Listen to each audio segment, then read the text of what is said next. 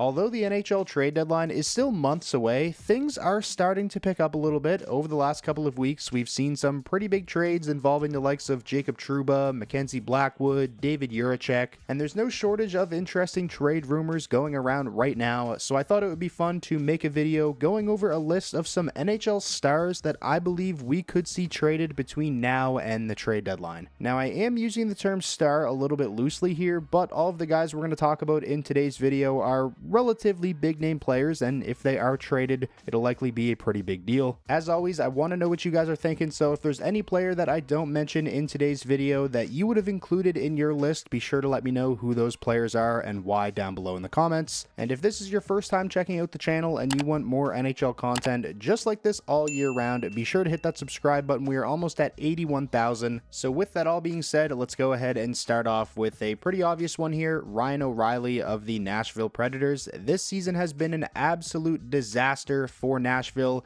Back in early November, Barry Trotz came out and said if they don't start to turn things around soon, then he's going to start planning out the rebuild. And since then, Nashville has definitely not been able to turn things around by any means. They sit dead last in the entire NHL with a record of 7-16-6. It would take a pretty miraculous turnaround for them to get themselves into playoff contention at this point. Now, one thing Barry Trotz also said when he made those rebuild comments is that he will be pretty limited in what he's going to be able to do because of some of the contracts Nashville has. But one player who is not on an egregious contract is Ryan O'Reilly, a cap hit of just $4.5 million. He signed at that number through the 26-27 season. That is a very team-friendly deal. Even though his offensive production has taken a step back this season, I still think that he would be able to fetch the Nashville Predators a pretty solid return in a trade. He's still a very effective 200-foot centerman, a great face-off guy. In my opinion, a reunion with the Toronto Maple Leafs would make some sense for Ryan O'Reilly. I thought he was a good fit for them when he was dealt there a couple seasons ago. Given the fact that the Maple Leafs already have Austin Matthews and John Tavares, Ryan O'Reilly wouldn't have to play 19.5 minutes a night in Toronto like he's been playing this season in Nashville. So if the Predators are open to moving Ryan O'Reilly at some point this season, I would keep an eye on the Maple Leafs as a potential destination. Moving along now to the next player on my list, we have Ivan Provorov, defenseman for the Columbus Blue Jackets, who definitely isn't as high profile of a defenseman as he was in the early years of his career with the Philadelphia Flyers, but he's actually flying under the radar this season and having a pretty solid year with Columbus so far. He's producing at around a 25 to 30 point pace, which he has consistently done throughout his NHL career, and he's also eating a ton of minutes, which is another thing he's consistently done throughout his career. The lowest amount of ice time Ivan Provorov has averaged per game in a season is 21 minutes and 59 seconds, and that was his rookie season with the Philadelphia Flyers. Sometimes the results aren't always the greatest, but I honestly feel like just based off of his reputation alone and the fact that he's in the final year of his contract, he would be an appealing trade target for teams looking to upgrade their blue line, especially considering the fact that if a team were to trade for Ivan Provorov, they wouldn't have to take on his full $6.75 million cap hit, because when he was traded from Philadelphia to Columbus, Philadelphia retained a bit of salary. So he would actually only cost $4.73 million against the cap, and obviously Columbus has the option of retaining even more salary and getting that number even lower, which would likely lead to them getting a better return. Will they be able to get the kind of return for Ivan Provorov that they gave up to bring him in from Philadelphia in the first place, which was a first-round draft pick and a second-round draft pick? Probably not, but I guess we'll have to wait and see. Moving on now to the next player, we have Trevor Zegras of the Anaheim Ducks. The last year and a half have been really difficult for Trevor Zegras. Last season, his contract negotiations dragged out and forced him to miss the majority of training camp in the preseason, and that's really when all of the trade speculation surrounding Trevor Zegras started. He also suffered two pretty significant injuries last season, which limited him to only 31 games, and in those 31 games, he was not near as productive as he was in his rookie and sophomore seasons. And now this season, Zegras once again got off to a slow start offensively with just 10 points in 24 games, and now he currently finds himself once again on the shelf injured, and there's really no timetable for his return at this point. It was reported yesterday that Zegras is seeking a second opinion on this knee injury, which is never good. It feels like we're getting to the point where a change of scenery might be what's best for Trevor Zegras at this point in his career. If Zegras does end up getting moved at some point, I think a team like the Calgary Flames makes some sense as a destination. It was reported earlier this season that Craig Conroy is in the market for a young top 6 centerman, but obviously I wouldn't expect anything to happen imminently or really until Trevor Zegras returns from this knee injury. Next up on my list, we have Patrick Kane of the Detroit Red Wings, who re-upped with Detroit in the offseason on a 1-year deal, and this season really has not gone great for Patrick Kane at all, or the Red Wings for that matter. But Patrick Kane specifically is one of the guys on the team that's really struggling. He's on pace to have the worst season of his career in terms of points per game, and maybe that shouldn't be a huge surprise given the fact that he is 36 years old after all, but based off of what we saw from Patrick Kane in Detroit last season, how productive he was, finishing with 20 goals and 47 points in just 50 games, I definitely am a little bit surprised to see this big of a drop in his production. Now, in Patrick Kane's defense, for the most part this season, he's been playing with the likes of JT Compher, Vladimir Tarasenko, and Andrew Kopp, all of which who are struggling in their own right. Unless you're playing on a line with Dylan Larkin and Lucas Raymond, then you're likely struggling to produce on the Red Wings right now, and for the most part this season, Patrick Kane has not been on their line. At the end of the day though, it doesn't look like the Red Wings are going to be a serious threat to make the playoffs this season. I imagine Patrick Kane wants at least a couple of more kicks at the can in terms of competing for a Stanley Cup, and he's probably not going to get that in Detroit. So I could definitely see a scenario where Detroit looks to ship him off to a true Stanley Cup contender as we get closer to the trade deadline. Next up, we have Josh Norris of the Ottawa Senators. At least so far, it has been yet another disappointing season for the Ottawa Senators, where they still have not been able to take that next step and get into playoff contention in the Atlantic Division. There's a lot of speculation going around right now that they could be looking to shake up their core. You're obviously not trading Tim Stützle. He is the face of the franchise. Despite some of the rumors that have been going around recently, I don't see any scenario where they trade their captain Brady Tkachuk either. So in my opinion, that leaves Josh Norris as the most likely candidate out of those young core forwards who are making a lot of money as a guy who could be moved if the Senators do in fact want to shake things up. For the most part, Josh Norris has not been able to live up to his current contract.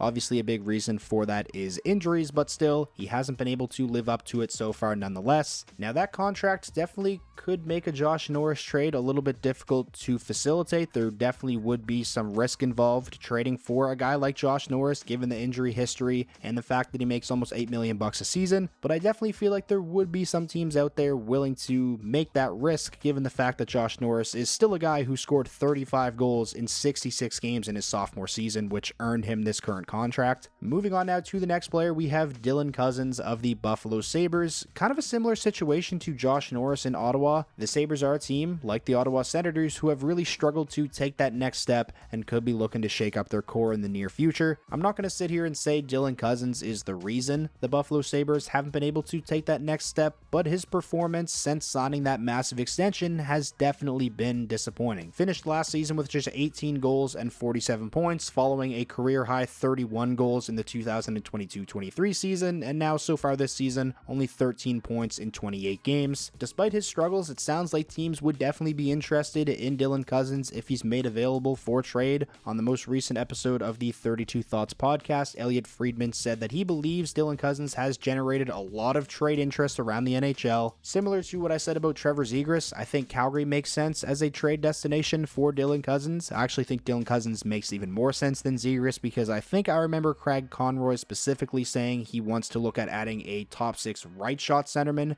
and they've been looking at replacing Lindholm ever since they traded him, and Cozens is a right shot. I'm a big fan of Dylan Cozens. Despite his struggles last season and so far this season, I think he's going to be a fantastic player. I think he's going to be a player that is worth his current contract. So to be honest, I don't really think Buffalo should trade Dylan Cozens. In my opinion, that just has all the makings of being another, O'Reilly, Eichel, Reinhart type trade where they trade a core guy and that guy goes off and ends up popping off somewhere else. And again, Cozens has struggled since signing this big extension, so I can't imagine his trade value is through the roof either. Moving along now, we have another pretty obvious one here, Chris Kreider of the New York Rangers. New York is a team that is in desperate need of a shakeup. We already saw them make one, moving their captain Jacob Trouba, sending him to the Anaheim Ducks, and I don't think the changes stop there. I feel like we're going to see them make some more moves in the near future. I know there's some Rangers fans that don't want them to trade Chris Kreider, which makes sense. There's obviously an emotional attachment there. He's their longest tenured player, but really I just think this comes down to process process of elimination.